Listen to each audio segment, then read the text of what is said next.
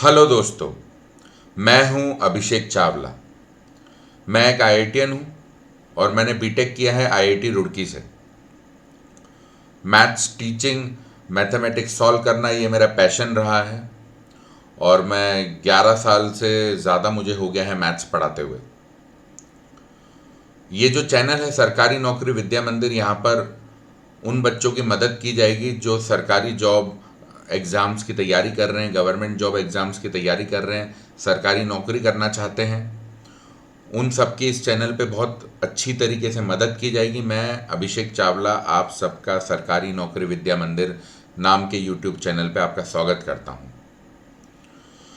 तो बिना ज़्यादा समय खराब किए हुए हम लोग फटाफट H C F and L C M का चैप्टर शुरू करते हैं। ये H C F and L C M chapter का पहला वीडियो है, आप देख सकते हैं यहाँ वीडियो 1 लिखा भी हुआ है। और शुरू के 2-3 वीडियो जो इस चैप्टर के रहेंगे उसमें हम एच सी एफ और एल सी एम की परिभाषा तो नहीं पढ़ेंगे, पर कुछ और चीज़ें पढ़ेंगे जो एच सी एफ और एल सी एम की परिभाषा और एच सी एफ और एल सी एम के गवर्नमेंट जॉब एग्ज़ाम में आने वाले सवालों में मददगार है। तो H C F L C M तो हम नहीं पढ़ेंगे, पर कुछ और चीज़ें पढ़ेंगे जो हमें H C F L C M पढ़ने के लिए मददगार रहेंगी। तो बच्चों, वो जो कुछ और चीज़ें हैं वो स्टार्ट करते हैं। जिस तरह जंग जीतने के लिए हथियार चाहिए होते हैं, वैसे ही यहाँ पर एच सी एफ और एल सी एम को समझने के लिए कुछ हथियार चाहिए। उन हथियारों को इकट्ठे करने का काम हम लोग शुरू करते हैं। तो बच्चों, सबसे पहले हम समझते हैं डिविजिबिलिटी टेस्ट बाय 3। तो यहाँ पे अंग्रेजी में डेफिनेशन में जो भी लिखा है आप इसको मत पढ़िए, ये अपन बाद में पढ़ेंगे। पहले मैं आपको समझाता हूँ डिविजिबिलिटी टेस्ट बाय 3 का एम क्या है, लक्ष्य क्या है और वो है क्या, वो चीज़ क्या है। डिविजिबिलिटी टेस्ट बाय 3 का एम ये है कि हमारे पास एक ऐसी कंडीशन आ जाए जिस कंडीशन को हम किसी भी नेचुरल नंबर पे लगाएं और हमें यह पता चल जाए कि वो नेचुरल नंबर 3 से डिविजिबल है या नहीं। 3 से डिविजिबल का मतलब ये है जो भी नंबर 3 से डिवाइड हो जाएगा उसे हम बोलेंगे कि वो 3 से डिविजिबल है। जैसे 6 होता है ना, 3 इंटू 2, तो 6 एक नंबर हो गया जो 3 से डिविजिबल है ना। 3 इंटू 10 क्या होता है, 30, तो 30 भी एक नंबर हो गया जो 3 से डिविजिबल है। अब 3 इंटू 9 क्या होता है, 27 भी एक नंबर हो गया जो 3 से डिविजिबल है। अब 29 ये नॉट डिविजिबल बाय 3 हो जाएगा भाई। 3 इंटू 9 27, फिर 3 इंटू 10 30, तो 29 तो बीच में नंबर जो है वो खाली चला गया ना, वो तो 3 इंटू सम नेचुरल नंबर करके नहीं आ रहा है।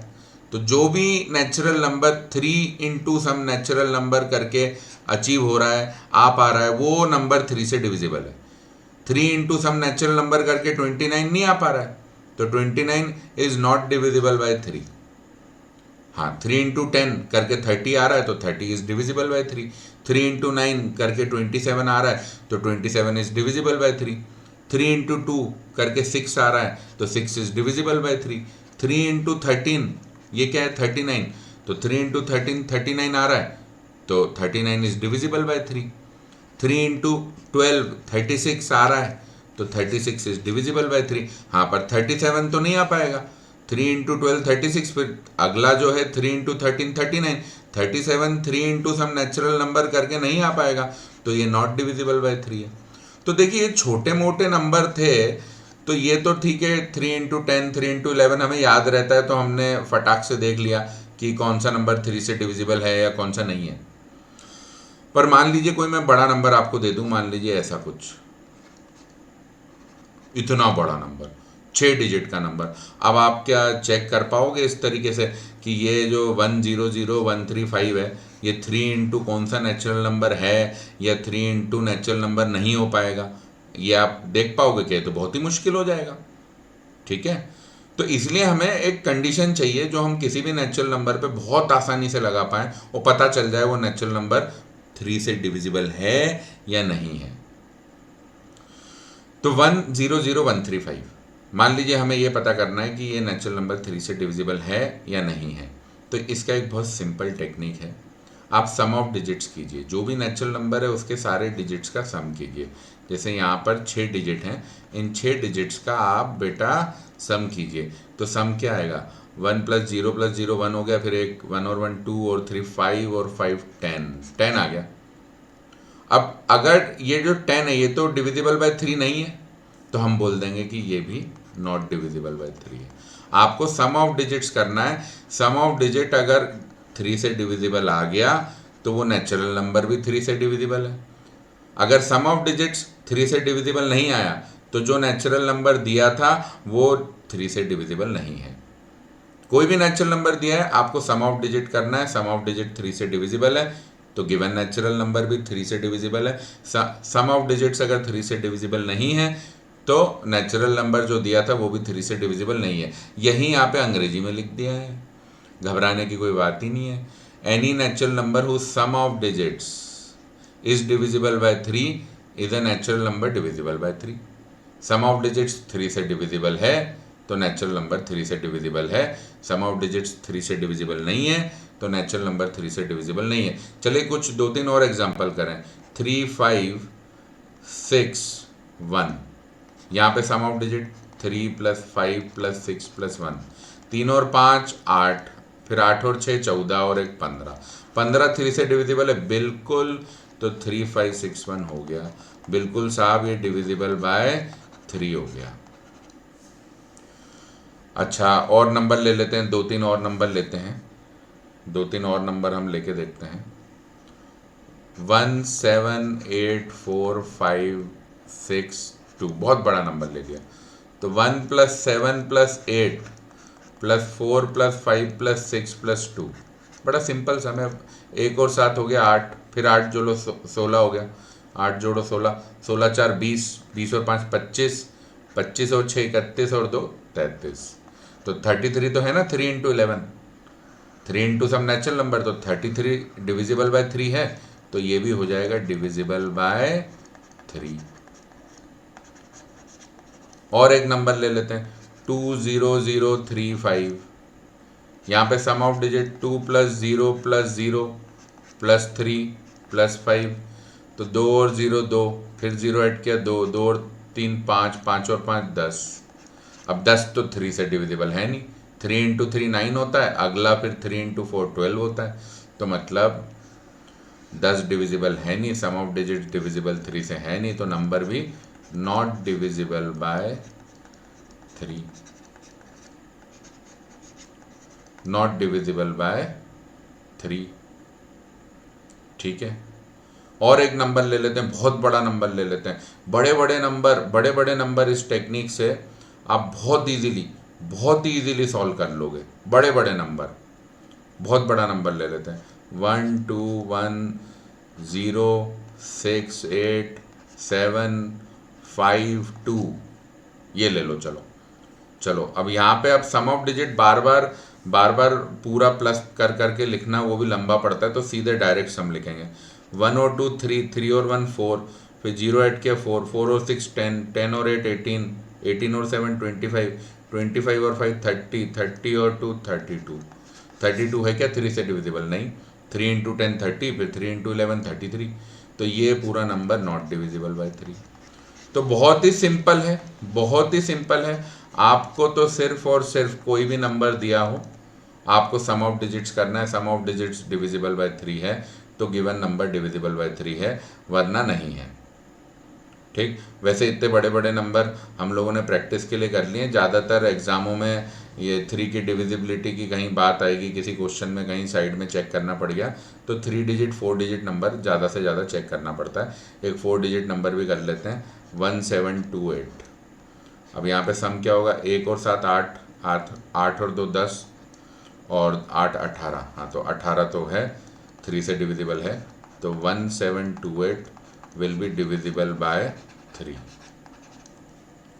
तो अब जैसे हमने डिविजिबिलिटी टेस्ट बाय 3 किया है, आओ बच्चों डिविजिबिलिटी टेस्ट बाय 5 कर लेते हैं। डिविजिबिलिटी टेस्ट बाय 5 की कंडीशन इंग्लिश में लिखी हो, बाद में पढ़ेंगे, मैं पहले हिंदी में आराम से बता देता हूँ। किसी भी नंबर के एंड में 5 या 0 आया तो मतलब वो नेचुरल नंबर 5 से डिविजिबल है। किसी भी नेचुरल नंबर के एंड में आखिरी डिजिट 5 या 0 है, मतलब वो नेचुरल नंबर 5 से डिविजिबल है। जैसे 35, 420, 625, 735, 83050, ये सारे नंबर 5 से डिविजिबल हैं। क्यों? एंड में 5 या 0 चाहिए। सबके एंड में 5 है, नहीं तो 0 है। 5 या 0 के अलावा कुछ और आ गया तो वो नेचुरल नंबर 5 से डिविजिबल नहीं होगा। ये लिखा है, any natural number ending with 0 और 5 is a natural number divisible bye 5। तो एंड में अगर 5 या 0 है तो नेचुरल नंबर डिविजिबल बाय 5 है। 5 या 0 के अलावा एंड में आखिरी डिजिट कुछ भी हो गया तो 5 से डिविजिबल नहीं है। ये बताओ बच्चों, 7258 ये क्या होगा? नहीं, आखिरी में 8 आ गया, आखिरी में 5 या 0 चाहिए। 3635 ये होगा? बिल्कुल होगा, आखिरी में 5 या 0 चाहिए, आ रहा है। तो जहाँ भी आखिरी में 5 या 0 आ जाए मतलब वो नेचुरल नंबर डिविजिबल बाय 5 है। ये चीज़ आप 5 की टेबल में भी ऑब्जर्व कर सकते हो। देखो 5 × 1 5, 5 की टेबल में जो भी नंबर इक्वल टू के राइट हैंड साइड पे वो डिविजिबल बाय 5 है, क्योंकि वो 5 इंटू सब नेचुरल नंबर है। 5 की टेबल आपने बचपन में पढ़ी होगी, पहली कक्षा में घोटी होगी बिल्कुल दिमाग के अंदर। ये देख लो, बचपन से पढ़ाते हैं ये तो, दूसरी तीसरी कक्षा तक सबको आती है, आजकल KG2 तक आ जाती है। 5 × 1 5, देखो एंड में 5 ही है, यहाँ एंड में 0, यहाँ 5, यहाँ 0, यहाँ 5, यहाँ 0, ऐसे ही 5 × 7 35, फिर 5 × 8 40, ऐसे ही चलता रहेगा। हमेशा एंड में 5 या 0, 5 या 0 है तो number natural number divisible bye 5 है। 5 या 0 नहीं है तो मतलब नेचुरल नंबर 5 से डिविजिबल नहीं है। तो हमने दोनों डिविजिबिलिटी टेस्ट पढ़ लिए। आओ बच्चों एक और चीज़ पढ़ लेते हैं, रिमाइंडर थ्योरम। ये भी 9वीं 10वीं कक्षा में आपने ज़रूर पढ़ी होगी, पर ज़्यादातर बच्चे इसको भूल गए होंगे, तो बेहतर है हम इसको थोड़ा सा रिवाइज कर लेते हैं। भाई रिमाइंडर थ्योरम का फॉर्मूला कहता है डिविडेंड इक्वल टू डिवाइज़र, ये रहा dividend equal to divisor into quotient plus remainder. अब घबराना मत, डिविडेंड डिवाइज़र कोशेंट रिमाइंडर तुम्हें कुछ भी याद नहीं है, कोई फ़र्क नहीं पड़ता, मैं सब समझाऊंगा। मान लो एक नंबर है 37, उसको हम 5 से डिवाइड कर रहे हैं, तो जिस नंबर को डिवाइड किया जा रहा है उसको कहते हैं डिविडेंड, और जिस नंबर से डिवाइड किया जा रहा है उसे कहते हैं डिवाइज़र। अब डिवीजन जब करते थे तो यहाँ राइट में एक रिजल्ट आता था, एक नीचे आता था। अब जैसे 37 से 5 को अपने को 37 से करना है, मतलब 37 को 5 से डिवाइड करना है, तो 5 कितनी बार जाएगा? 5 × 7 लिख सकते हैं ना, 35, ये आ गया 2। अपन यहाँ पे डिवीजन तब तक कैरी करते हैं जब तक जो चीज़ यहाँ पर आ रही है ये डिवाइज़र से छोटी ना आ जाए। तो ये जो साइड में चीज़ आती है इसे कहते हैं कोशेंट, और ये 2 को कहते हैं रिमाइंडर। ऐसे मान लो आपको करना है 412 को 7 से, तो 412 क्या हो गया? डिविडेंड, और 7 क्या हो गया? ये हो गया साहब डिवाइज़र। ठीक है, अब जो साइड में आएगा वो कोशेंट, जो नीचे आएगा वो रिमाइंडर।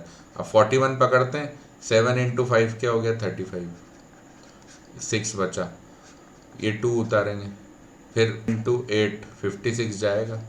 तब तक अपने को डिवाइड करते जाना है जब तक एक ऐसी चीज़ ना आ जाए जो 7 से छोटी है। आ गया 7 से छोटा, तो ये हो गया रिमाइंडर, जो नीचे आता है वो हो जाता है रिमाइंडर, और ये जो साइड में आता है ये हो जाता है कोशेंट। ठीक है, और कर लेते हैं।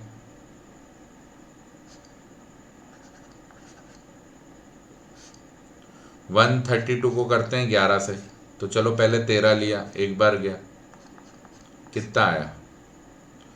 ये आ गया हमारे पास 2, फिर इस 2 को उतारेंगे तो 11 × 2 22, ये आ गया 0। तो यहाँ पर अब ये 132 जिसे डिवाइड किया जा रहा था वो हो गया डिविडेंड, और 11 से डिवाइड किया जा रहा था इसलिए 11 हो गया डिवाइज़र, और जो साइड में आया 12 ये हो गया कोशेंट, और जो नीचे आता है जो डिवाइज़र से हमेशा छोटा होता है इसे कहते हैं रिमाइंडर। ये डिवीजन करते थे आप आज तक, तो जो डिवीज़न करते थे उसमें ही जो 4 चीज़ें हैं उन्हें डिविडेंड, डिवाइज़र, कोशेंट, रिमाइंडर कहा जाता है। जिसको डिवाइड किया जा रहा है डिविडेंड, जिससे डिवाइड किया जा रहा है डिवाइज़र, साइड में जो आएगा कोशेंट, नीचे जो आएगा वो रिमाइंडर। ध्यान रखना हमेशा डिवीज़न प्रोसेस तब तक चलता है जब तक रिमाइंडर डिवाइज़र से छोटा ना मिल जाए, ये हमेशा ध्यान रखना। मतलब अगर डिवीज़न 5 से हो रहा है, 5 डिवाइज़र है, तो रिमाइंडर 0 1 2 3 4 बस यही हो सकता है, हमेशा 5 से छोटा। अगर डिवीज़न 7 से चल रहा है तो रिमाइंडर 0 1 2 3 4 5 6 इनमें से ही कुछ हो सकता है। डिवीज़न अगर 11 से चल रहा है, डिवाइज़र 11 है, तो 0 1 2 3 4 5 6 7 8 9 10 तक अपना रिमाइंडर आ सकता है। हमेशा रिमाइंडर डिवाइज़र से छोटा होगा। डिवाइज़र 7 है तो 6 तक रिमाइंडर हो सकता है। डिवाइज़र 5 है, 5 से डिवीज़न हो रहा है तो रिमाइंडर 4 तक हो सकता है। डिवीज़र 11 है तो रिमाइंडर 10 तक हो सकता है। डिवाइज़र मान लो 99 है, 99 से किसी नंबर को डिवाइड किया जा रहा है तो रिमाइंडर 98 तक हो सकता है। रिमाइंडर हमेशा डिवाइज़र से छोटा होता है। तो ये जो 3 डिवीज़न हमने किए हैं बच्चों, इसमें देखो हर बार क्या ये ऊपर वाला फॉर्मूला वैलिड नहीं हो रहा है, हमेशा तो dividend divisor into quotient plus remainder हो रहा है। देखो ना 37 डिविडेंड है, अच्छा अब डिवाइज़र इंटू कोशेंट लिखें, डिवाइज़र हो गया 5, कोशेंट हो गया 7, रिमाइंडर हो गया 2। Divisor into quotient plus remainder क्या आ रहा है 35 प्लस 2 37 ही तो आ गया डिविडेंड। चलो सेकेंड केस में देखें, डिविडेंड है 412, ठीक है, डिवाइज़र है 7 और कोशेंट है 58 और रिमाइंडर है 6। चलो 7 इंटू 58 कर लेते हैं, बड़ी कैलकुलेशन है। ये देखो 7 इंटू 8 कितना 56, 5 कैरी, 7 इंटू 5 35 और 5 कैरी 40, तो ये हो गया 406। 406 प्लस 6 यस डिविडेंड के बराबर आ गया। आखिरी वाला देख लेते हैं 132, अब डिवाइज़र हो गया 11, कोशेंट हो गया 12, रिमाइंडर हो गया 0। चलो 12 इंटू 11 कर लो, तो 1 इंटू 1 सॉरी 1 इंटू 2 2, 1 इंटू 1 ये आ गया, यहाँ एक बिंदी लगाते हैं, फिर वापस ये मल्टीप्लिकेशन कर रहे हैं अपन जैसे बचपन से तुम लोग करते हैं। अब ये 132 आ गया, तो 132 प्लस 0 132। तीनों केसेस में देख लो dividend equal to divisor into quotient plus remainder है। तो जब भी आप किसी नंबर को किसी दूसरे नंबर से डिवाइड करते हो तो ये डिविडेंड, डिवाइज़र, कोशेंट, रिमाइंडर सब कुछ निकल जाएगा। तो हमेशा याद रखो dividend equal to divisor into quotient plus remainder होगा और रिमाइंडर हमेशा डिवाइज़र से छोटा होगा। दोस्तों माफ़ कर देना एक गलती के लिए, रिमाइंडर की स्पेलिंग में 2 ही आ गए, बुरा मत मानना, एक ही काट देते हैं, ठीक है। तो हमने सीख लिया dividend equal to divisor into quotient plus remainder, बहुत बढ़िया। अब एक और बात है, एक और डेफिनेशन पता होनी चाहिए कि अगर डिवीज़न के प्रोसेस में रिमाइंडर 0 आ जाए तो जो डिवाइज़र होता है उसको डिविडेंड का फैक्टर बोलते हैं। मतलब जैसे आखिरी केस 132 डिविडेंड था, 11 डिवाइज़र था, तो यहाँ पर क्या हुआ रिमाइंडर 0 आ गया है, तो मतलब 11 जो है वो 132 का फैक्टर है। 11 इज फैक्टर ऑफ 132, और इसको ऐसे भी बोल सकते हैं 11 डिवाइड्स 132 कंप्लीटली, या इसको ऐसे भी बोल सकते हैं कि 132 इज डिविजिबल बाय 11। कई किताबों में ऐसा भी लिख देते हैं 132 इज कंप्लीटली डिविजिबल बाय 11। ये सारी चीज़ें सही है। 11 इज फैक्टर ऑफ 132 ऐसा बोल सकते हैं, 11 डिवाइड्स 132 कंप्लीटली ऐसा बोल सकते हैं, 132 इज डिविजिबल बाय 11 ऐसा बोल सकते हैं। जब भी रिमाइंडर 0 आ गया मतलब डिवाइज़र जो था वो डिविडेंड का फैक्टर है। तो बच्चों मुझे उम्मीद है आपको रिमाइंडर थ्योरम बहुत अच्छी तरीके से समझ में आ गया होगा। Thank you for watching video 1। बच्चों एक और बात ध्यान रखना, हर